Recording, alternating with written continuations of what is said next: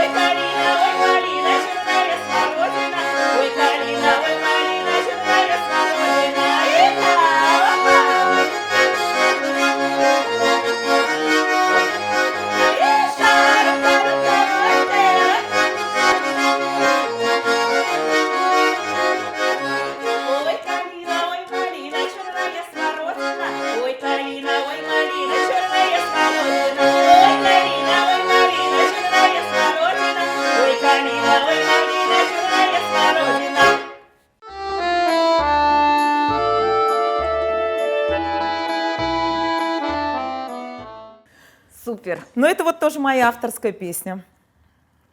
Вот, это я ее написала, когда училась в институте, в Академии культуры и искусств. Вот я уже давно там не учусь, а песню до сих пор там поют. Мне очень приятно. А так песня была сочинена, в общем-то, тоже по теме, по делу, так сказать, потому что мы, когда я училась в Академии, с моим коллективом, мы ставили сказку «Морозко». Вот. И нам нужно, там, конечно, было все пронизано песнями, фольклорными, народными. И нам нужна была заходная такая песня. Но мне проще, я вот ищу, когда материал. И вот то, что мне надо, я не нахожу. Мне ту мелодия не нравится, как бы в готовом варианте. Мне проще сочинить самой. И вот она И так вот так родилась. родился Да, очередной такая песня хит. из сказки. Да, заходная. А вот на Масленицу все поют вот эту метелицу песню. Я вот сколько раз слышала, именно вот когда Масленица, прям Хотя любят. песня зимняя. Да. Песни зимние, но поют на Масленицу, да. Тоже песня «Метелица». Сейчас я поставлю, чтобы мне...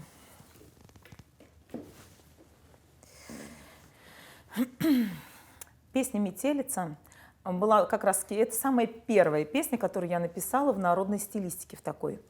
Вот. В общем-то, я и не планировала, как-то не думала я, что я буду сочинять именно в народном стиле. Училась в институте, и потом у нас пришел преподаватель, у них свой коллектив, и она говорит: «Ой, слушайте, говорит, а может быть есть среди вас вот тот, кто пишет песни студентам? Мы, говорит, вот для своего коллектива мы бы вот взяли песню. А на какую тему? А я сижу, в общем-то, так для себя так на ус мотаю. Вот. Ну вот на что-то про зиму, что-то такое это. И я вот ее настолько быстро написала, я прям вот думаю, мне бы сейчас доехать до дома. Мне вот, чтобы гармошку взять, в автобусе ж нельзя. Думаю, мне только доехать до дома. И вот я ее приехала, и припев у меня был сразу. Я уже знала, что я хочу сказать. Причем мелодия сразу, вот как-то вот это слово и мелодия. Вот она очень быстро у меня родилась, эта песня. И вот она ушла тоже в народ, да. Вот, ну, мне очень приятно.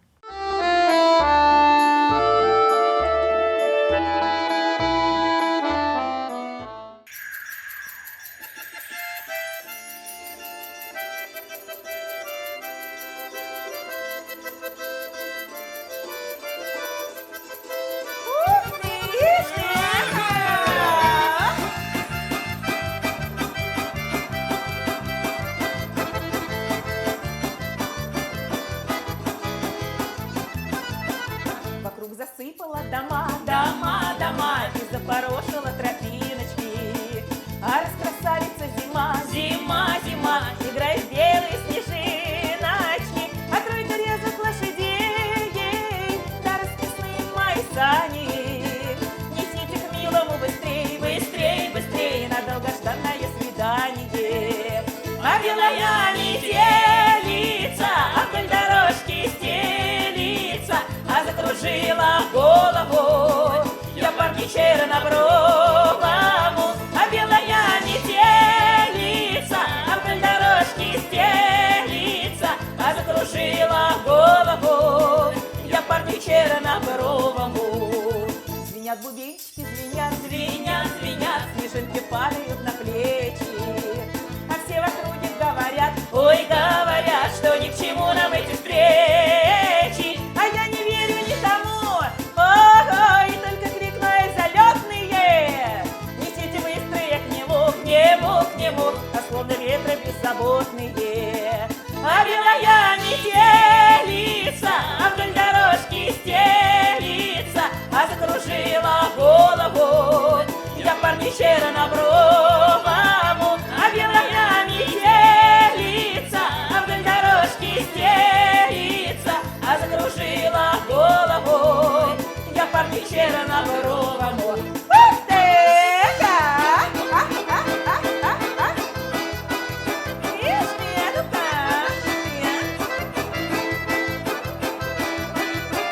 А белая метелица вдоль дорожки стелится, а закружила голову я парни чернобровому.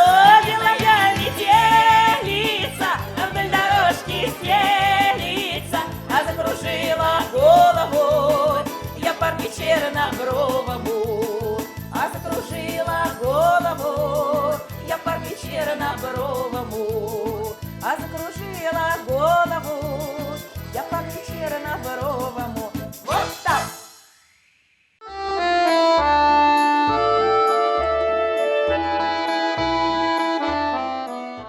Скажем так, я езжу за своими песнями. Они у меня едут вперед, а я за ними.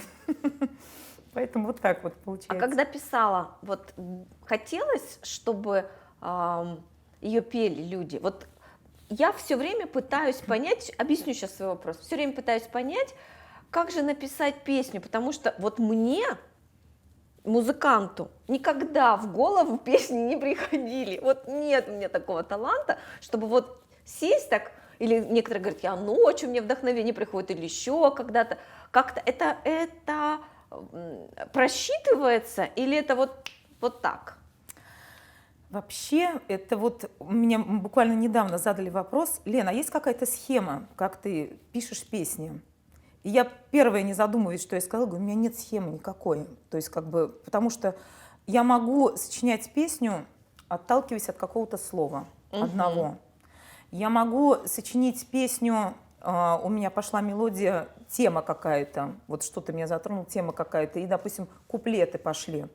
Могу вообще начать с припева и потом только думать вот дальше. То есть это настолько какой-то такой внутренний хаос мой, личный, в котором я ориентируюсь, в котором мне комфортно.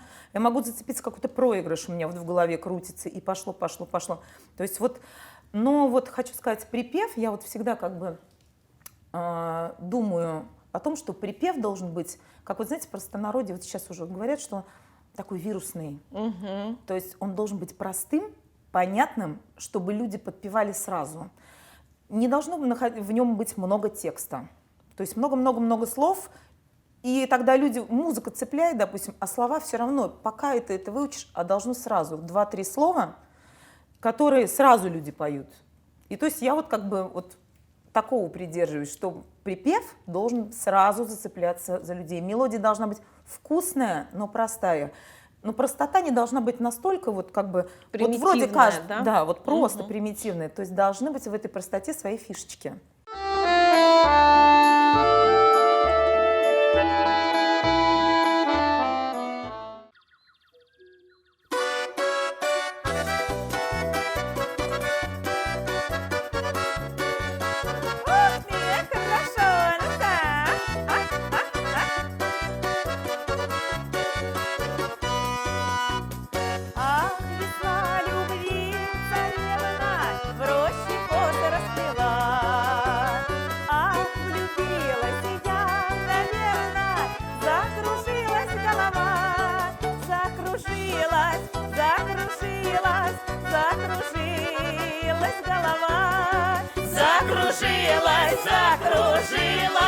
Закружилась голова. Ах, эта мельница, да круто вертится, шар голубой. Эх, влюбишься, куда ты денешься, на мне ты женишься, мой дорогой.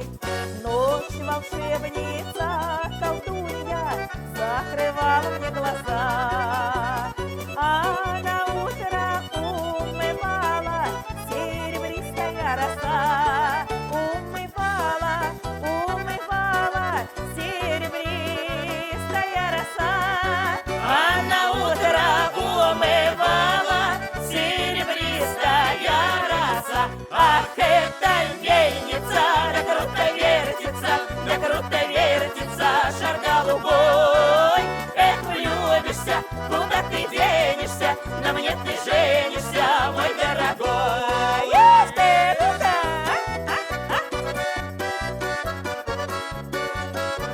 Еще разочек, ну-ка.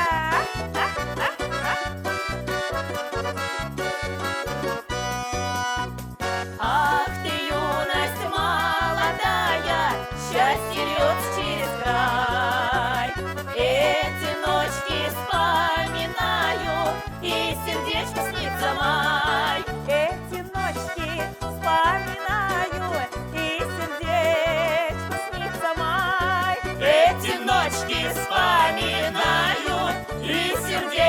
снится май. Ах, эта мельница, да круто вертится, да круто вертится, шар голубой.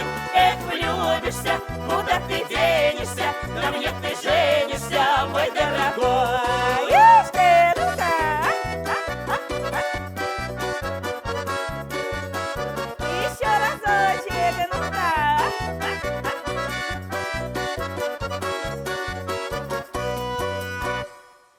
Ах, эта мельница, да круто вертится, да круто вертится, шар голубой. Эх, влюбишься, куда ты денешься, на мне ты женишься, мой дорогой. Эх, влюбишься, куда ты денешься, на мне ты женишься, мой дорогой. Вот так!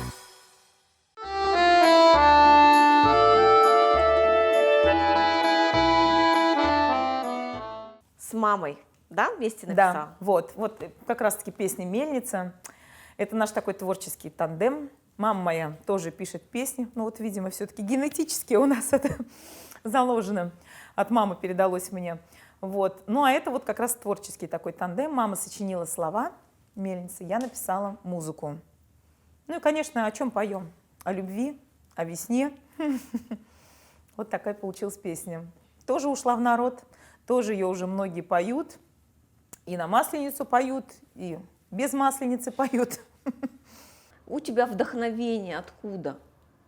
Мне кажется, оно во мне, и я Сама не аккумулируешь. контролирую этот процесс. Нету такого какого-то такого, Нет. что вот что-то раз там любовь нахлынула, и у тебя пошел творческий процесс писания. Не обязательно, вообще не обязательно. Иногда наоборот, когда все Грустишь, грустно. грустно, и все, и Поэтому шедевр. это мои песни, это мои эмоции, мои чувства. То есть и поэтому я не контролирую этот процесс. Вот мне хочется сказать об этом, и я говорю. Это так же, как слово. Вот я говорю, сейчас вот с тобой говорю, и это тоже, это потребность души. То есть я не сажусь специально, мне нужно написать песню. То есть как бы нет такого. Так не бывает, да? Мгм. А бывает такое, что вот какое-то событие произошло, и ты понимаешь, что тебя вот штормит внутри, и ты думаешь, надо песню написать про это, отпустит. Так и есть. Да? Да, так и есть. Вот так. Да. Наверное, может быть, потому что я чувствую, вот, то есть как бы делюсь, а получается, люди же тоже, наши эмоции, где-то что-то совпадает, и каждый думает, ой, это, наверное, прям вот как про меня песня, как про меня, и каждый примеривает на себя вот это вот, и оно близко, просто близко, душевно, и вот получается, вот поэтому она и идет, песня. Ничего не намудрено лишнего, ничего лишнего не придумано, вот просто как простое слово.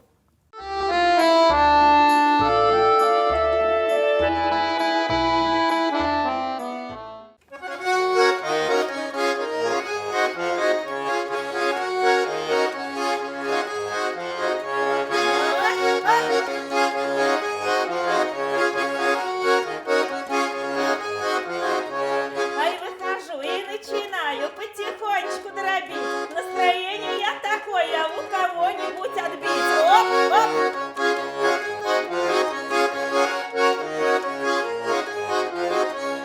Ой, Полина, время 10, без 15 минут. Обещались к нам залетки, да, наверное, не придут.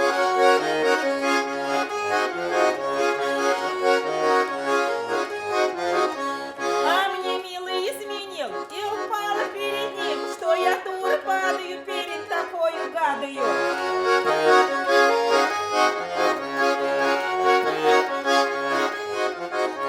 А говорят, я брошена, а я и не валялась, а тебя хорошего любить не собиралась.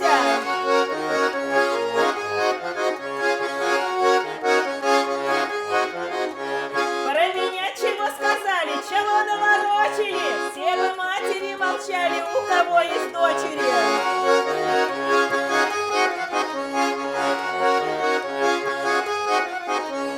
По дороге идти пыльно, по траве идти роса. Дура я кого любила, где были мои глаза?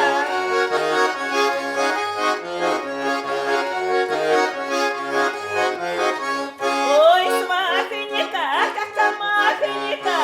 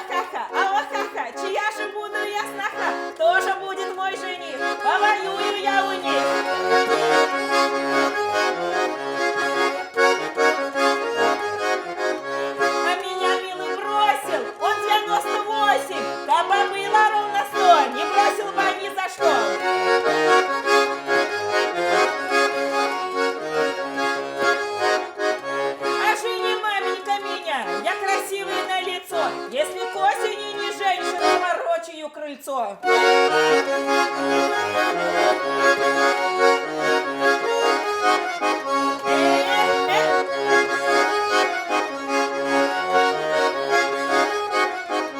Ой, спасибо гармонисту за игру игручую. Я приду поутру есть картошку рассыпучую. Ой, ой.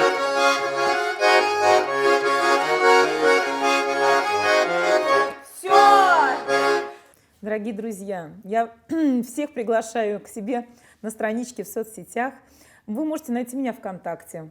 Вот такой вот с косичкой вы меня там увидите на фотографии. Елена Гуляева. Также в Одноклассниках, в Ютубе вы можете меня найти. Ну и теперь я современная, я теперь есть в Инстаграм. В общем, Подписывайтесь, все ждут. подписывайтесь на канал Елены Гуляевой, ставьте лайки, все как положено, да, там репосты. Пишите, я всем отвечаю на любые вопросы. Пишите, я для всех открыта.